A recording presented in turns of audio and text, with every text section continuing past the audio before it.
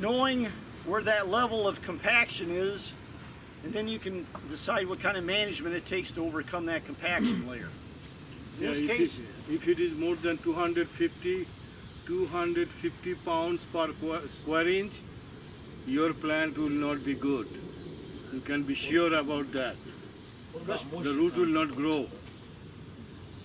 So in this case, we looked at a oilseed radish.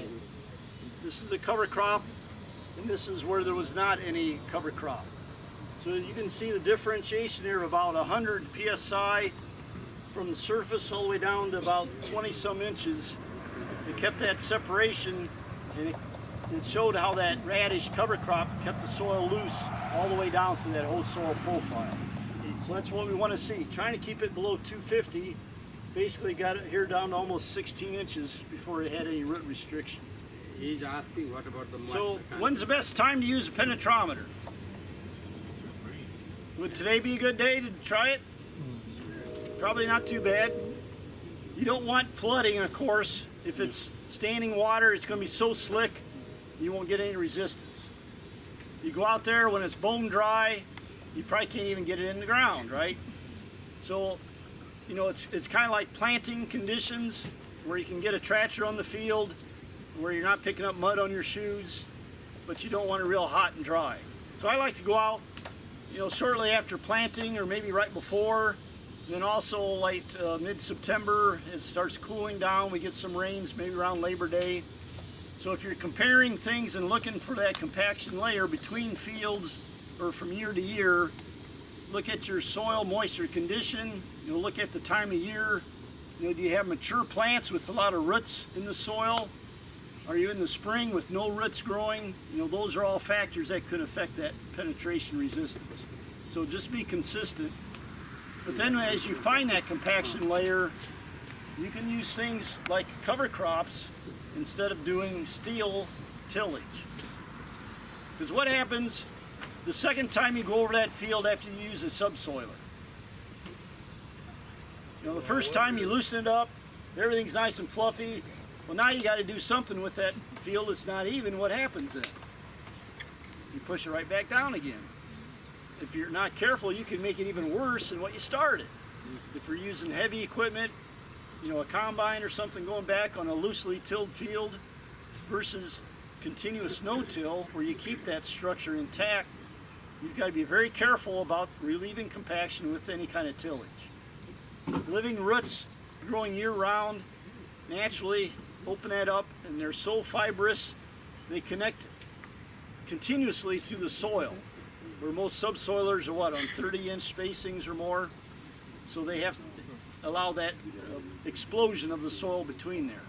So that's why we're encouraging looking at cover crops to relieve compaction. It's a much better system.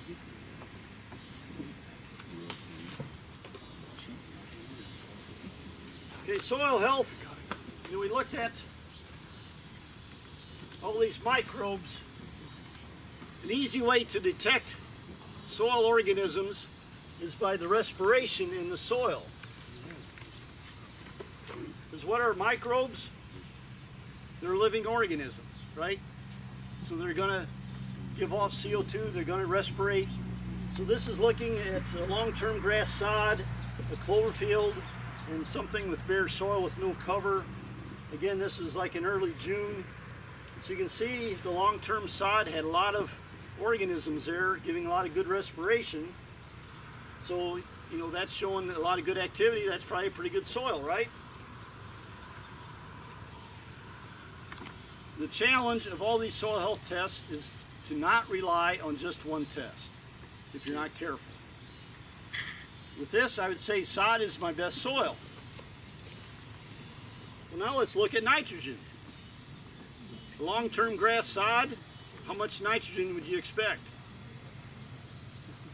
And that's what this is showing. The nitrate level, sod has almost none. So yes, we have the organisms, but if we're growing corn, you better be supplementing a lot of nitrogen in that system because it's not producing it naturally. For clover, we had good respiration, good soil organism activity, and producing a lot of good nitrogen. And of course, with no cover, we don't have either. It's just stagnant.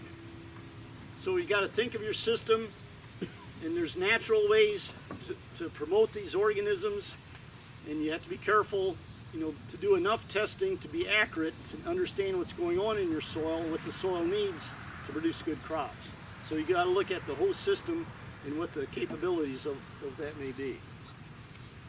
Okay, let's do a few tests. It's called the slake test.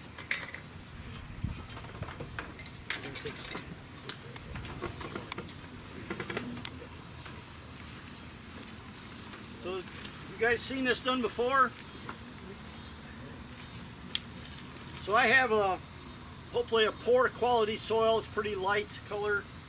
Yogi, describe your soil. Yeah, this is something like I can see there are a lot of organic matter and a lot of clay component. It's from my garden. Oh, that's why maybe. I mean, it has a good organic matter content. So we're going to put both these in here. Go ahead. And what do we see happening? Did everybody see that? Yeah. So what's happening, Yogi? Yeah, in this case you can see little coming through the water. Pretty In that clear. case, is almost all of the soil is gone, and there are a lot more particles suspended. Here in this case, you cannot see any particles suspended.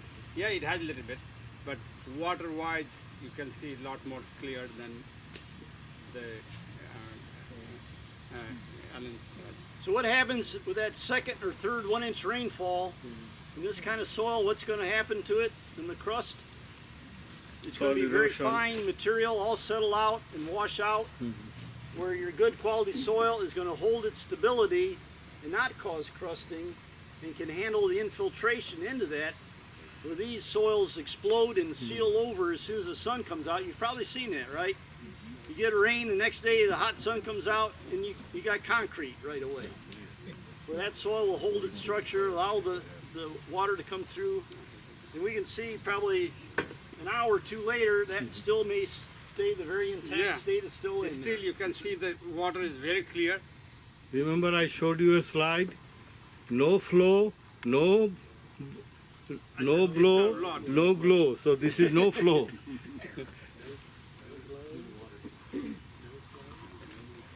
So this is a runoff demonstration where I have just some sod, and this is a compacted conventional tilled soil from the end rows.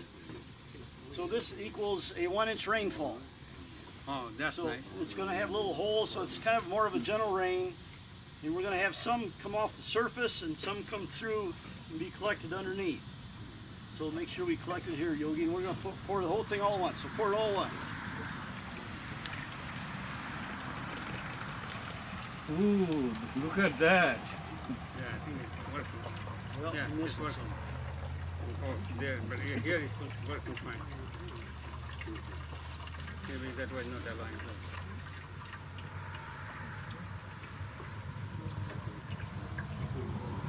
Okay, I guess I don't have another inch to do, but you get the idea, right? Yeah. So let's hold these up. So which would you rather drink? So this is going off the surface of the field into the ditch. This is with the cover. And what does yours have, Yogi? This is something that you can see how much soil from the system we are losing in this case. Not only soil. Remember the Great Lakes, Ohio, Erie, Lake Erie has phosphorus problem. Lot of phosphorus are going out. So that one has lot of phosphorus. Because phosphorus like to bound with the particle, soil particle. So whenever particle move, they will move into the water and then gets cleared out. So that is one of the causes for phosphorus pollution in the lakes, the surface runoff. Now let's see. So this would have gone through the soil structure. So the cover was an open structure and allowed the water to go through, and it still stayed as pretty clean water going through all that soil. Whereas I have very little or almost none the So nothing infiltrates. water that can go inside that can infiltrate into our soil. So we have almost nothing. All the water is like here that will be ended up somewhere in the water stream. So if you planted a crop there and it went down 3-4 inches of roots, it could be dry as bone, couldn't it? And they could be under drought stress. Where here you had plenty of water, and that's again the story of It's a very simple case, but A good one, that's a good one. yep. Thank you. Okay. Well, I got one more. It's not too dark. Let's get this one. Let's put some water in each cup. I'll take your water. No, you can put some more water. This is called the slump test. If you know anything about concrete engineering, it's kind of a way to measure how well the concrete holds up. So we're going to take a spoonful. Let's set this out so you can see it. So we're going to take a spoonful of good soil in this case. And that screen to kind of hold it up. Hopefully, maybe a little more. That's going to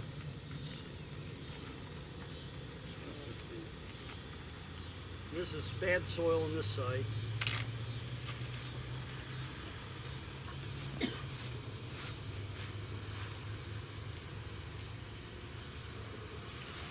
Now we're going to take 2 paper plates.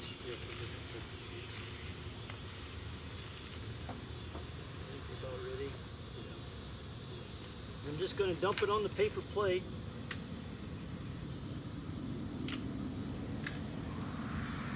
Already we can see Yeah, it was tilted. the good soil is more mounded up. The bad soil on the left is more flat and more water is coming off the bad soil. So the good soil is holding its structure and retaining the water better. I don't know if you can see that very good or not. So again, it's something very simple, but it shows the difference in the soil quality and the ability to hold its shape and to hold the water that it absorbed. So we learned that in Indiana. Yeah. So if it holds the ground good, what does this mean? It's good soil, healthy soil. So that's what we have to do. Do the right way to manage the soil and have your soil good and get good yield and be happy. Hey, Alan, I'm an economist, so I'm going to ask the question. We're going to spend 20 years to improve maybe 0.6% of organic matter and umpteen dollars in cover crops, and how do we afford that? And what is the long-term payoff? It only takes 1 year of a drought to pay it all off, I think. Once you're there, but if that drought comes year 2, you're not there yet. It's not overnight, but if you don't have that insurance build up like any other insurance, you don't want to cash it in every year, do you? You have that insurance for when you really need it, and that's the same way as you slowly build this up. I mean, we've done surveys. I think in 2012, the SARE Corporation did a survey how much better soils yielded with cover crops and slowly improving that organic matter versus not, and it paid the bill. Well, and that's probably why cover crops are much more prevalent in Nebraska, further west, where they have more drouthier conditions, building that capacity. And here in Ohio, we don't see that annual benefit. I mean, Right. it's more of a once in every so often we see that benefit. But again, that's my question. That's the question I get asked by farmers is, you know, I might spend this $20 for the cover crop or whatever it is every year, and do I ever get enough back to pay for it that once every 10 years we have that dry Well, year? We start losing the nutrients in the runoff. You know, if you apply surface apply urea or other fertilizers broadcast, and you get these rain events, and you don't get the benefit of those fertilizers because of surface runoff. The You know, main that's thing another I concern. can answer your question is that we found that if you have a cover crop in your field, the transitional effect is 3 to 5 years. But if you don't have cover crops, the no-till will take after 7 years, the effect.